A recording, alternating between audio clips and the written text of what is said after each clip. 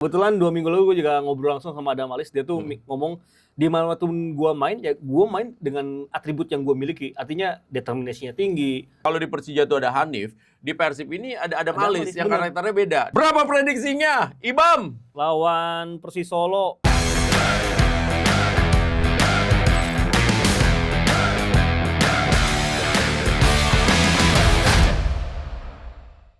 Wow, seneng banget bisa jumpa lagi di komentar Rensu dan Ibam.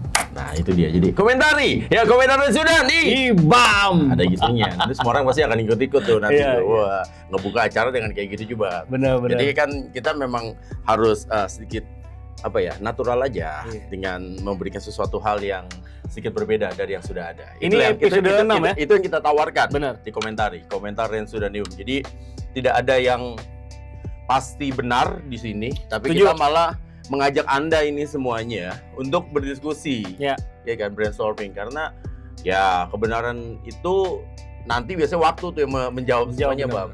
Ini mah apa yang ada di otak kita aja ya. Iya, jadi buat teman-teman juga kalau mau drop komen, mau kasih saran, kasih kritikan, ya silakan. Yang penting sopan, ya, tetap ada adab juga dan etika. Jangan lupa share dong ke teman-teman yang lain ya. Oh iya, siap. Dan nanti next ya, kita nih kan sudah masuk ke episode ke-6. Episode ke-7 insyaallah kita buat giveaway ya, buat teman-teman yang setia semua di sini. Oke, yuk. Untuk pertama kalinya tadi dari komentari, setelah sekian lama kita banyak mengomentari hal-hal lain soal tim nasional, sekarang kita mengomentari soal Superliga. Wah, ini adalah komentar seru nih soal Superliga. Jadi buat teman-teman semuanya di sini, kita akan membahas tentang Superliga.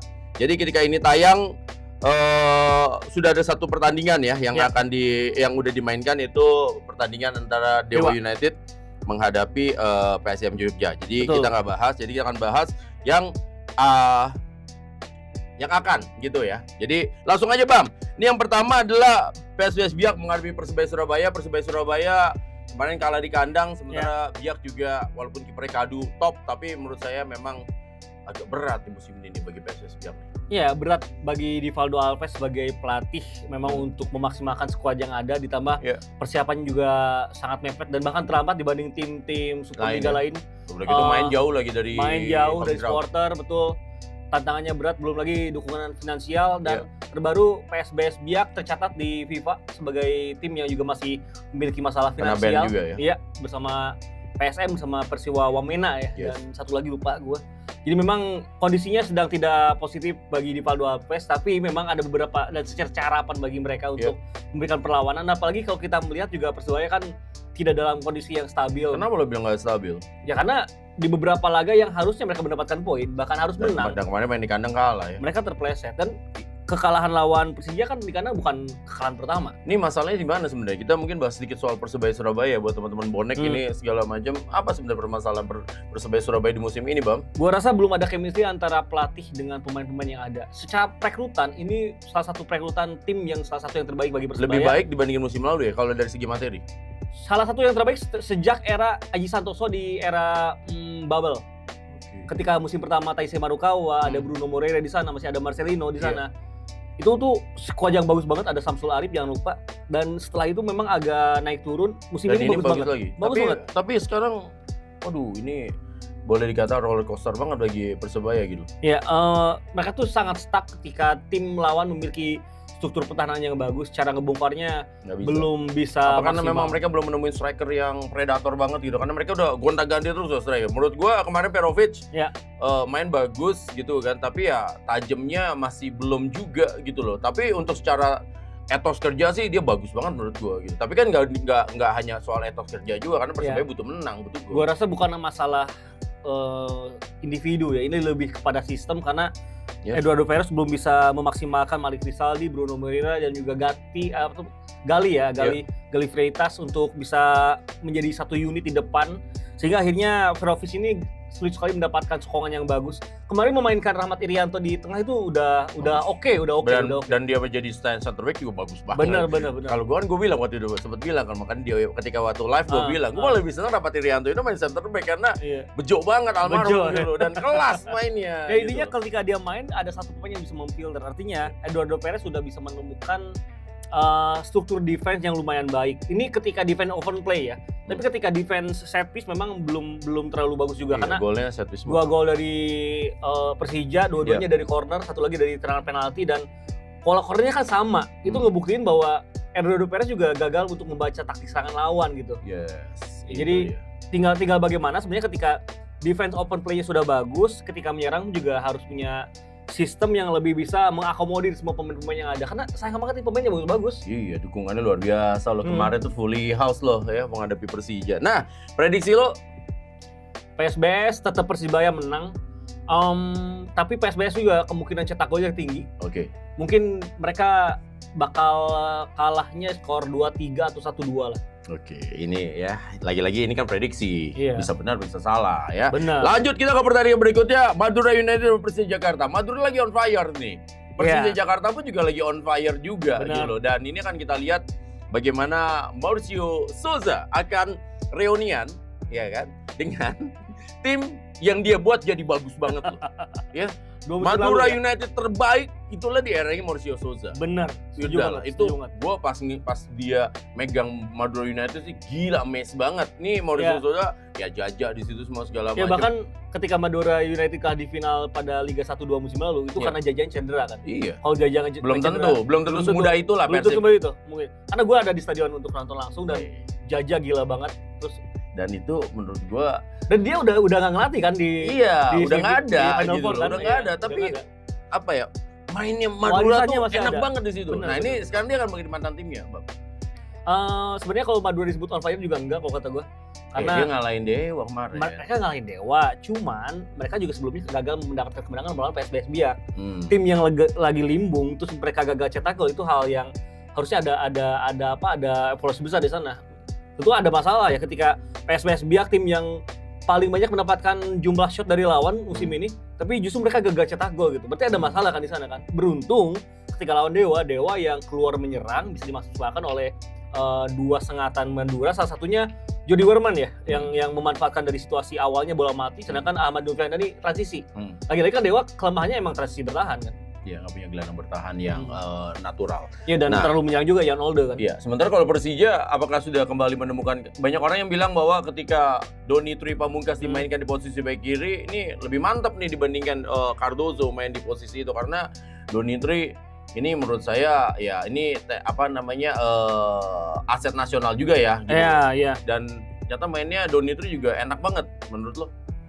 Doni Tri itu sebenarnya kalau buat pribadi kalau dia jadi fullback justru dia gagal diutilisasi sempurna gitu karena kemampuan terbaiknya Doni Tri itu justru ketika menyerang, wingback untuk menyerang gitu, untuk membantu serangan bukan untuk membantu pertahanan gitu.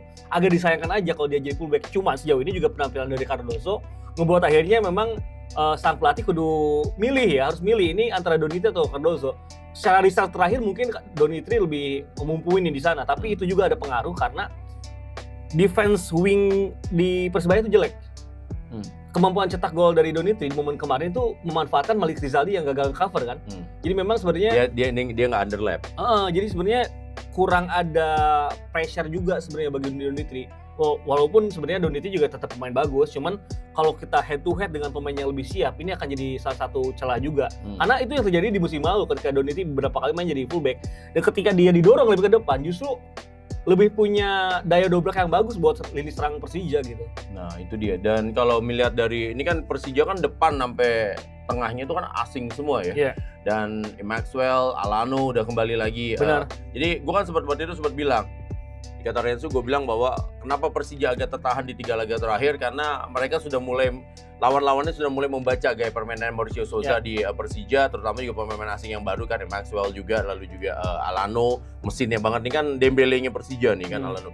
Nah, akhirnya setelah 3 pertandingan agak tersendat dan ada break di FIFA Matchday, itu nyata jadi blessing in disguise bagi Mauricio Souza, akhirnya bisa mengevaluasi dan akhirnya dia mengimprovisasi strategi permainannya dan akhirnya terbukti gitu loh. Di lawan Persebaya dia agak improve dan strateginya nggak bisa dibaca ya. Dan yang paling kelihatan dari Persija setelah FIFA Matchday adalah bagaimana ketika mereka menyerang dari set piece. Selain 2 gol yang dicetak oleh Doni sama Jordi Amat, sebenarnya ada beberapa peluang lain dari set piece yang bisa membahayakan gawang Persebaya dan itu bukti dari mereka sudah melatih Karena ketika mereka menyerang open play kadang juga belum ada koneksi yang bagus. Ketika Alano underperform sangat berpengaruh terhadap lini serang lainnya. Namun sebenarnya Persija juga punya cara untuk bisa membuat open play serangannya bagus, yaitu memaksimalkan Hanif Syahbandi dan juga Excel sebenarnya. Nah ini dia, jadi bicara soal Hanif, berapa kali juga gue mengatakan Hanif ini kan memang aslinya penyerang. Dia di beberapa tim, ya di Persib Junior dulu dia penyerang kan. Gelandang serang lah ya. Iya, nah cuman di beberapa tim sebelumnya segala macam dia bahkan sempat main di posisi bek kanan, jadi stopper juga dan sering posisinya lagi gelandang bertahan. Gue tuh lebih seneng Hanif itu main di posisi 10. Dia tuh lebih menyerang dan lebih berbahaya di situ. Second ball-nya positioningnya dia tuh lebih bahaya, walaupun akhirnya di beberapa tim sebelum ini kan dia dimainkan sebagai breaker kan gitu. Tapi kemarin main di posisi 10 malah enak dia mainnya gitu loh. Gua bahkan ngelihat Hanif ini kayak box to box midfield komplit juga ya. Mungkin di Indonesia saat ini yang menjadi box to box terbaik adalah Maklok mungkin ya untuk ukuran pemain dengan nasionalitas Indonesia. Tapi dari segi menyerang bagusan Hanif. Hanif betul. Makanya sama-sama box to box, tapi Hanif itu levelnya sama Maklok tipis banget. Hanif itu udah semakin berkembang, dia kemampuan pressingnya bagus, itu kadang juga bikin lawan panik. Yang kedua dia selalu ada ketika Persija menyerang, jadi pressure-nya ini sangat dibutuhkan. Dan ketika dia ditempatkan di nomor 10 seperti yang lo bilang tadi, dia tuh kayak Vidal dulu main untuk Juventus di nomor 10 gitu. Dia harus tetap Juventus ya contohnya. Iya, biar gampang. Iya. Tugasnya menyerang tapi energik gitu. Dan itu tidak dimiliki oleh ada powernya. Ada power. Gitu. Itu tidak dimiliki oleh gelandang serang lain yang dimiliki oleh Persija. Iya, kan karena gelandang serang yang lain ya kayak si Fransa menurut gua terlalu stylish.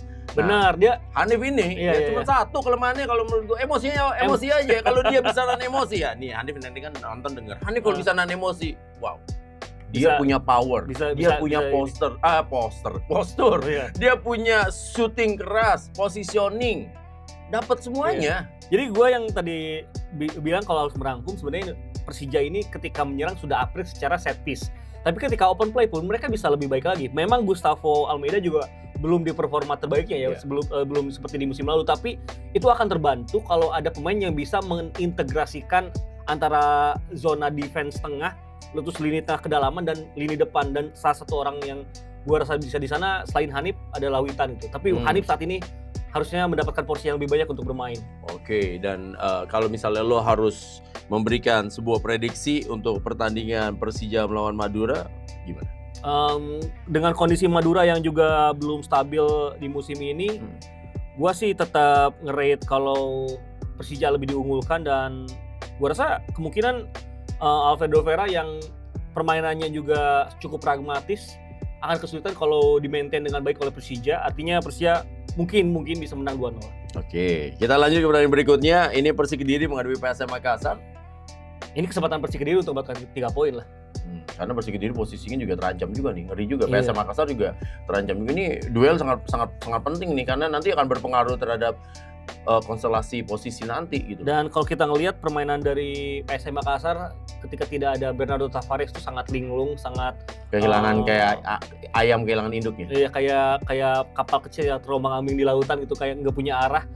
Sistemnya nggak jelas, sistem serangannya nggak jelas. Itu Arema untung aja kemarin cuma bisa cetak 2 gol ya, karena harusnya Arema bisa lebih dari 2 gol sih kemarin. Kalau ngelihat PSM yang keropos, kita tahu ya dari 3-4 musim lalu PSM semenjak dilatih Bernardo Tavares salah satu tim dengan covering defense yang terbaik di Indonesia. Dia defense-nya sangat solid, tapi di liga kemarin tidak seperti PSM yang kita kenal. Banyak gitu. bocornya. Bocor banget, fullback-nya telah turun, cover di center back-nya jarang gitu. Di lini tengah performa Raihan ya, Ananda Raihan enggak nyambung sama si Gladson. Jadi gue rasa agak disayangkan sih ini PSM. Sebenarnya kalau ngelanjutin apa yang sudah ditinggalkan oleh Bernardo Tavares harusnya bisa aman-aman aja. Gak semudah itu. Cuman karena itu sosok ya. Ini kan kita satu bicara sosok, yang kedua kan kita bicara soal kayak chef aja, lain tangan, lain rasa, walaupun bumbunya sama. Sama kemarin kan sebenarnya dia cuma pakai satu center back murni kan si Syahrul Sinari doang. Akbar Tanjung kan dia DM sebenarnya. Nah kalau nanti PSM juga Sinari pun juga kan sebenarnya right center back, bukan yang natural center back. Bukan yang central back di depan kotak penalti persis sih. Jadi kalau PSM masih dengan kekuatan seperti itu, ini kesempatan Persik Kediri untuk mendapatkan kemenangan sih. Oke, berarti prediksinya untuk pertandingan ini? Setelah kekalahan lawan Borneo 2-0, setelah sempat terperiksa Bayangkara juga, gua rasa Persik Kediri bisa lah cetak kemenangan dengan selisih 1 gol set piece lah. Oke. Ezra Walian Nah, bisa crossing misalnya kan. Betul. Nah, sekarang kita lanjut lagi buat teman-teman semua di sini, setuju nggak dengan yang dikatakan oleh Ibam ya? Jadi silakan saja drop komen. Nah, ini menurut gue nih menarik nih, dua tim yang lagi bener-bener ya menyala nih, dua-duanya lagi menyala, yaitu Menyala Bali bangku. United sama Persita Tangerang. Bali United udah mulai, walaupun memang problem Bali United itu kan di center back. Iya. Ya, jadi mereka tuh bener-bener center backnya tuh bingung karena center backnya mereka itu ya bagus-bagus, tapi speednya kurang semua.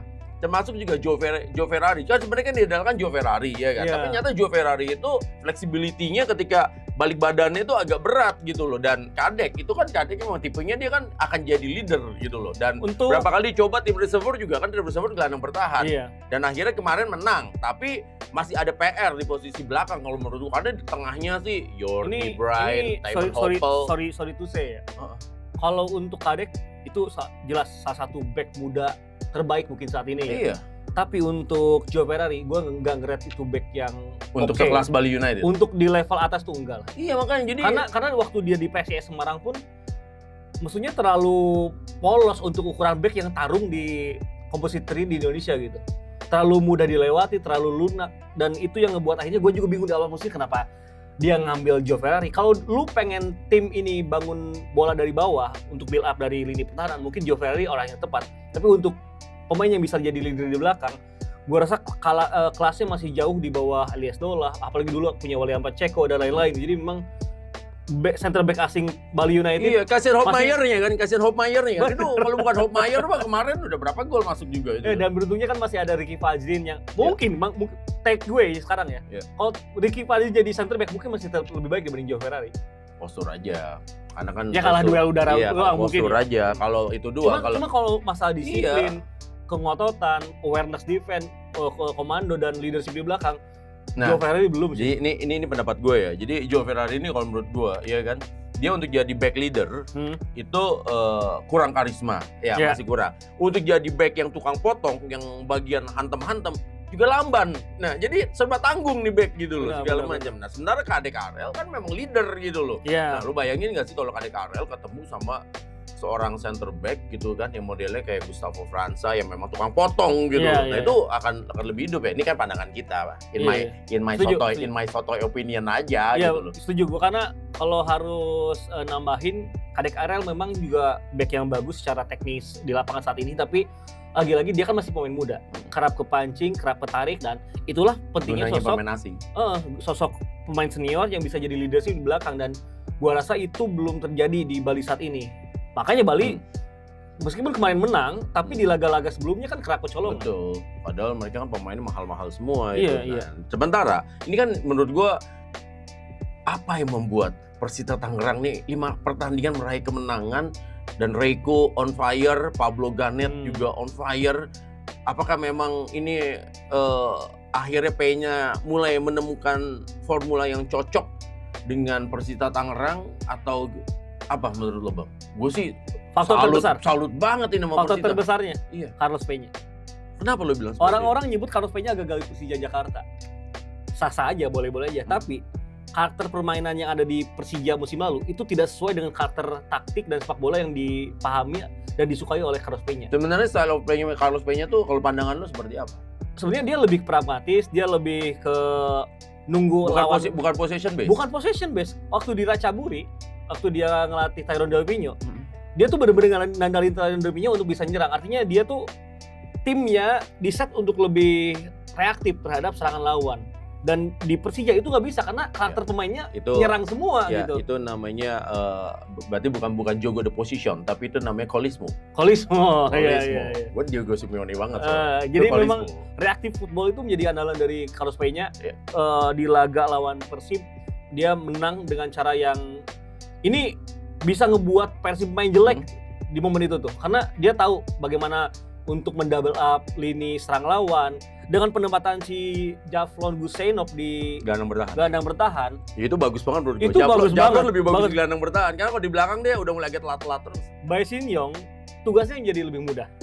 Ditambah di belakang lu punya Kozubaib sama Ryuji Otomo yang reborn gitu kan. Ini Ryuji ini, nah ini yang gue bilang, Ryuji ini kan tipe back tukang potong. Iya. Jadi Ryuji ditandemin sama Kadek Arel tuh cocok. Bagus, bener. Cocok gitu loh. Dan Ryuji komedinya bagus. Iya. Di center back, di line back four-nya Persita yang jadi commanding defender tuh Ryuji, Iya. bukan Kozubaev. Kozubaev Iya. yang tampil lebih Iya, stylish, iya. kalem kan. Nah, itu dia. Yang Ryuji yang berani hantam-hantam. Nah, Kozubaev pun juga sama Kade Karel juga cocok juga Ya, itu sebenarnya. benar, Gitu, benar. gitu. Nah, Javlon sama Kade Karel lu nggak bisa karena mereka sama-sama leader. Dan gua tadi gelandang serangnya ya luar biasa. Belum lagi Baik, Andre, ya belum lagi Andreik.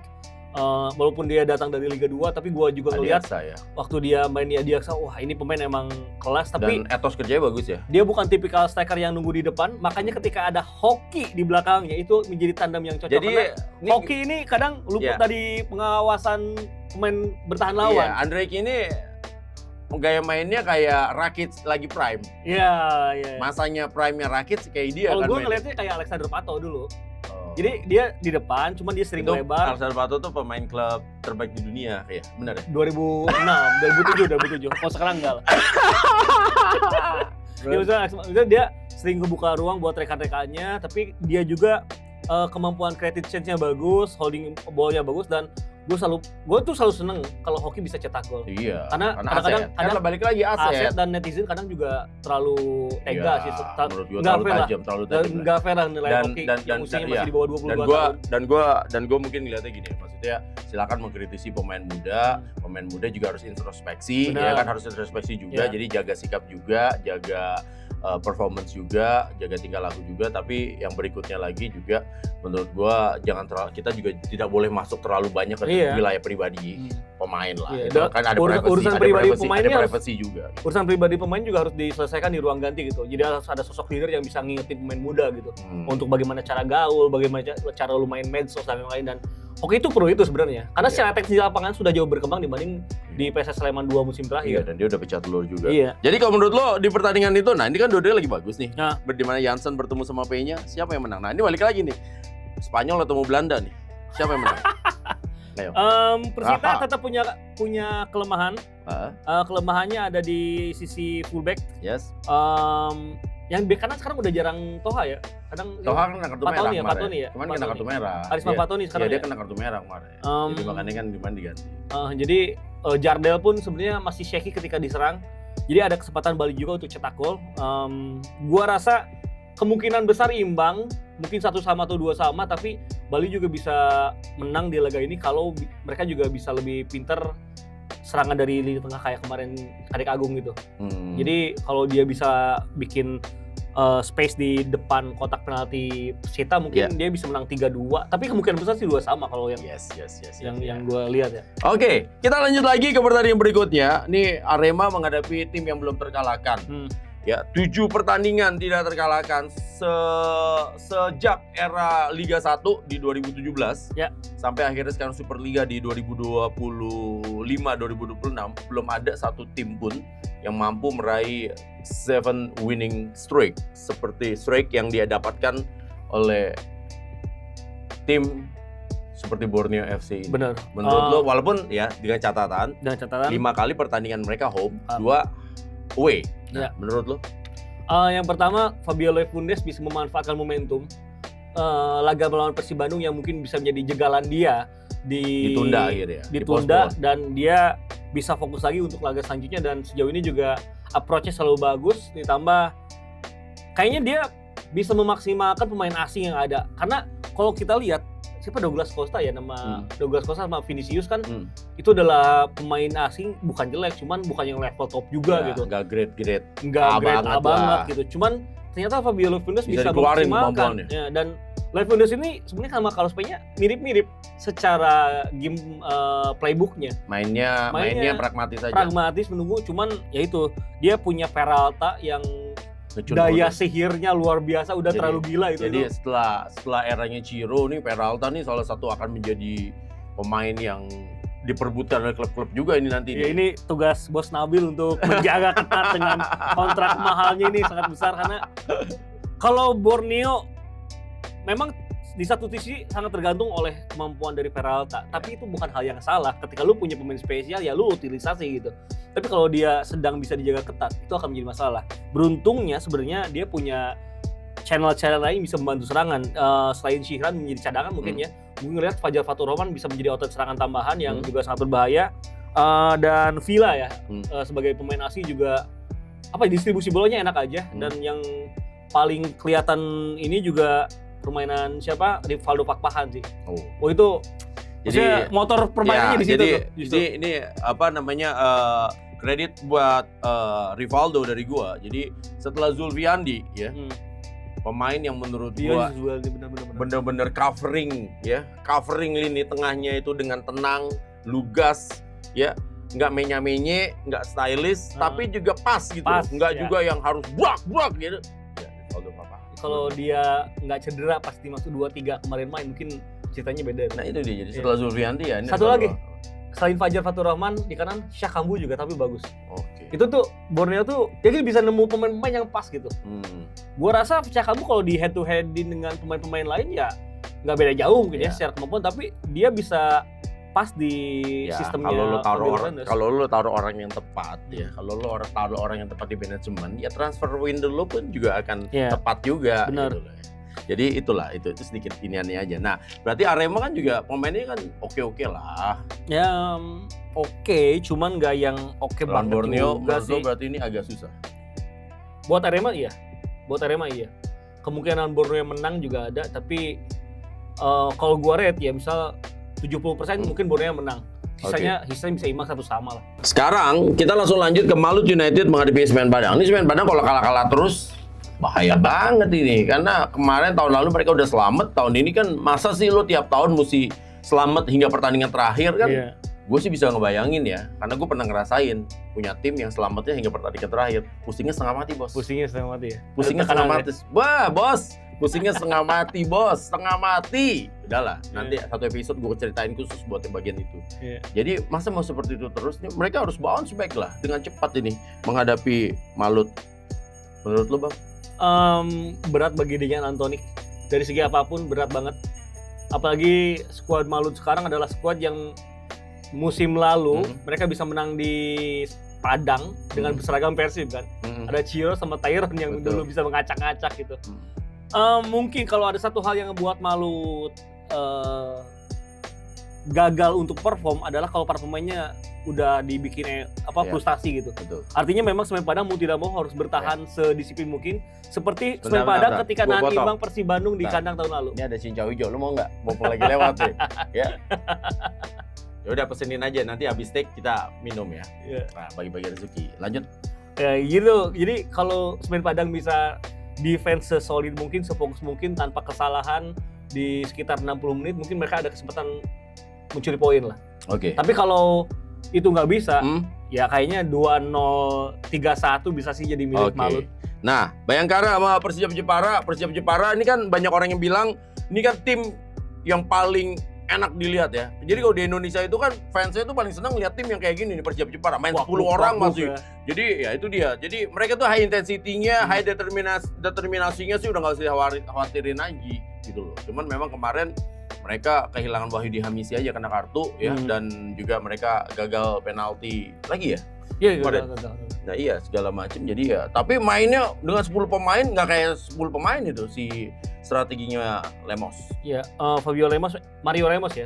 Mario Lemos memang punya punya kemampuan untuk menaikkan gairah para pemainnya di atas lapangan, karena secara materi pemain bahkan di antara tim-tim yang promosi mungkin Persijap yang bisa dikatakan paling di bawah ya, bahkan paling biasa aja gitu. Tapi dia ngebuktiin bahwa dengan materi pemain yang ada, daya juangnya bisa ditingkatkan gitu, dan itu yang menjadi modal utama Semen Padang. Tapi lagi-lagi Semen Padang lawan Bayangkara. Bayangkara udah mulai beberapa kali mendapatkan hasil positif dengan Paul Monsternya udah mulai nemu ya. Walaupun menang 1-0 Sadiki di belakang udah mulai stabil kayak gitu. Benar. Walaupun 1-0 tapi nggak masalah. Paul Monster kan mainnya emang begitu. Firza Andika udah mulai lebih nyaman, bantu serangan dan lain-lain. Persijap itu masalahnya besar. Masalah besarnya ada di tadi kan kelebihannya dia main energik, gaya juang tinggi, berani benturan sama lawan. Tapi berani benturan ini kadang over.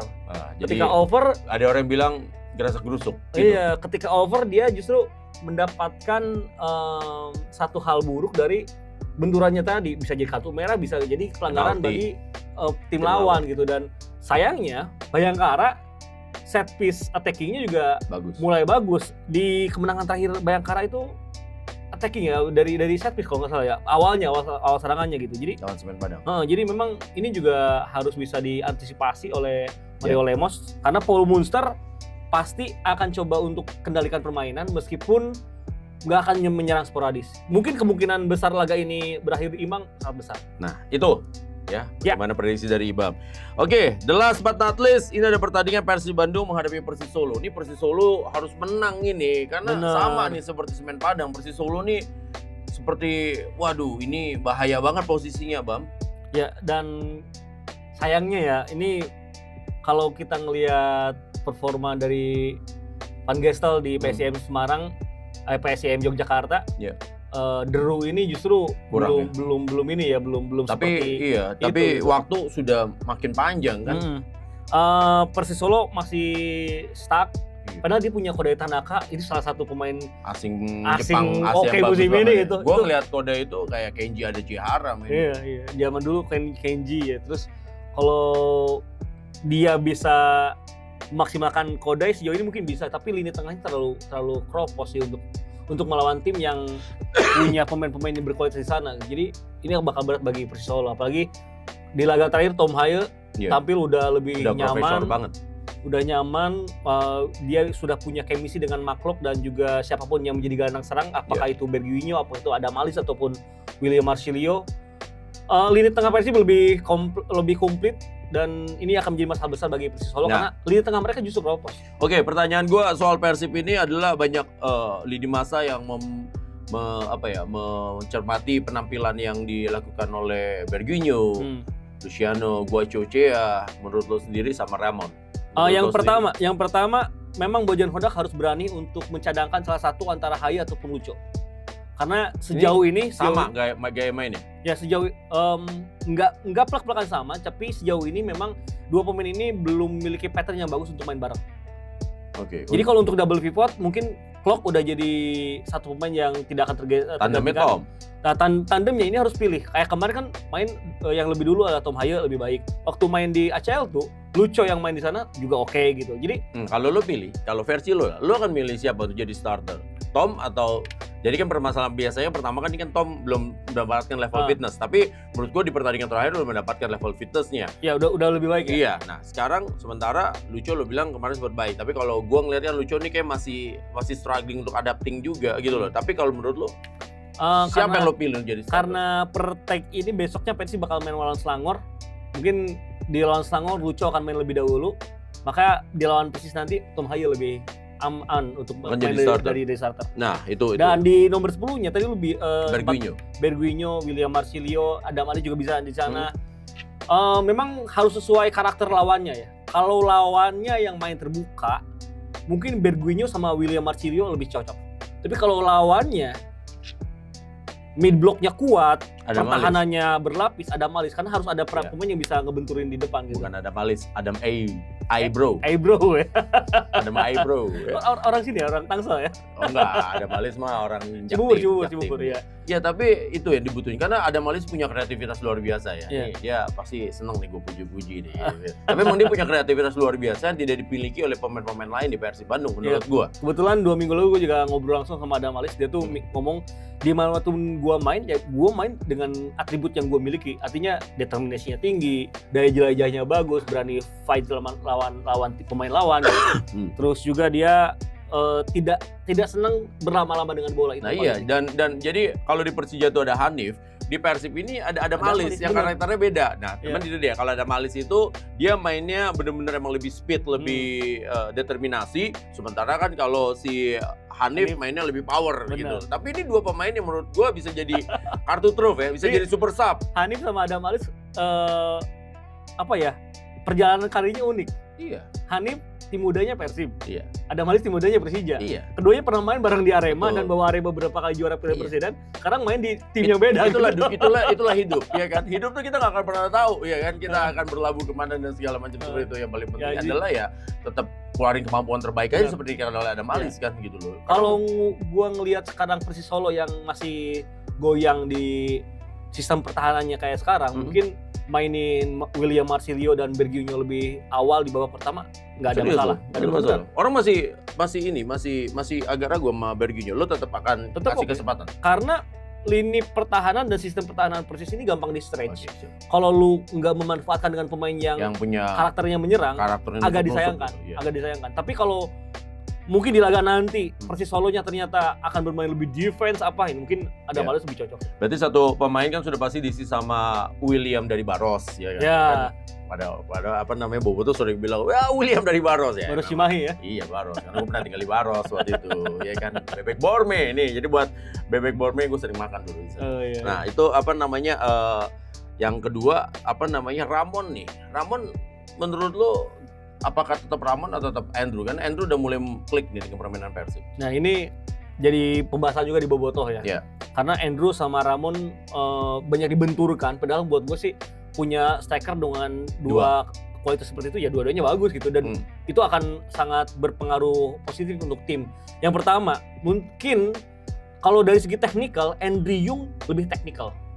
Kalau lebih fisikal Ramon. Ya, Ramon lebih etos kerja. Mainnya kan dia sering. Kalau lu yang pilih pemain yang jago nge-pressing, ngeredam serangan lawan di bawah, mau defense, lu berani main ngelebar, Ramon. Tapi kalau lu pengen pemain yang presence-nya ada di depan, kehadirannya bisa selalu ada, Andre Yung tuh mainnya simple, smart, pintar, nggak banyak tahan bola, dia bisa holding ball tapi dia bisa langsung jadi pemantul. Berbatov lah, Berbatov banget lah. Jadi memang untuk saat ini tetap Andre Yung mungkin akan lebih bagus, tapi gua tetap percaya bahwa suatu saat ada kalanya Persib juga butuh sosok Ramon untuk bisa menambah daya gedor, karena dari segi duel bola atas, gua rasa untuk keberanian areal duelnya Ramon masih lebih bagus secara fisikal untuk menghadapi back-back yang kuat di Indonesia gitu. Udah Teja lagi on fire terus, tetap main di bawah, Mister? Ya, nggak ada alasan untuk saat ini ngebuat Teja lagi on fire. Ya. Jadi ini udah Teja nih, menurut gua Teja Kualam nih dia lagi dapat angin kedua ya dalam karirnya gitu kan. Dia ini kesempatan baginya untuk bisa menjadi naik lagi ke posisi elit di kiper nasional. Selama ini kan Teja itu dikritisi karena distribusi bolanya masih minim. Main kakinya kurang lah. Tapi kalau itu dibandingin sama Kevin Mendoza, kalau dibandingin sama Adam Šibek, gua rasanya masih tipis-tipis lah. Adam Šibek emang bagus juga, cuman nggak jauh dengan Teja sekarang. Kalau sama Kevin Mendoza mungkin agak jauh karena olah bola kaki dari Mendoza emang luar biasa gitu. Berapa prediksinya, Ibam? Lawan Persis Solo kemarin kan clean sheet ya 3-0, mungkin sekarang clean sheet ya 2-0. Itu dia. Komentar Rensu dan Ibam di episode yang ke-6. Untuk pertama kali kita bahas Superliga, nanti juga kita akan bahas semuanya. Ya. Jadi buat teman-teman jangan lupa ya, sekali lagi ini prediksi, ada yang setuju silakan drop komen, gak setuju juga bilang juga. Yang penting kan tetap ya sopan dengan bahasa-bahasa yang lebih teknis, dan kita saling brainstorming aja di sini. Segala macam, gak ada yang salah, gak ada yang benar. Semuanya kan namanya juga prediksi. Yang pastinya juga jangan lupa subs, dan kita akan terus memberikan informasi-informasi ya. Ini adalah asupan-asupan dari point of view Rensu dan juga Ibam di komentari, dan kita menunggu mungkin ide-ide juga dari teman-teman nih. Ya benar. Ramein kolom komentar, sharing ke teman-teman yang lain. Sharing ke teman-teman komunitas, karena kita tidak membahas 1-2 tim saja di sini. Semua tim Superliga tadi ditanyain semua, kecuali Dewa lawan PSM. Iya, Dewa PSM ini kan disclaimer karena pas kita tayang ini ntar malamnya ini. Iya, udah main. Nanti kita prediksiin orang udah main kan nggak enak juga. Benar, jadi ini buat teman-teman pecinta sepak bola Indonesia akan menjadi satu sajian yang mudah-mudahan bisa benar-benar mengcover kalian ya semuanya. Betul. Ada masternya. Iya, inilah master yang udah 20 tahun siaran. Yang pasti sampai jumpa lagi di komentar Rensu dan Ibam.